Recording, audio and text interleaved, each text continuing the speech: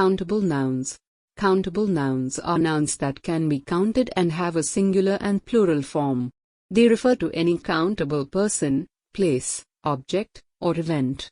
Common examples of countable nouns are apple, house, or dog. For example, I have a dog. I read a book. I have an idea. Uncountable nouns. Uncountable nouns are nouns that cannot be counted, made plural, or used with a or an. They can be liquids, things that act like liquids, chemical elements, abstract ideas, or collective nouns. They are always considered to be singular and can be used with some, any, a little, and much. For example, I drank water. I cooked some rice. I mixed little cement. I found some gold. I drank a lot of milk. Thank you for watching our video.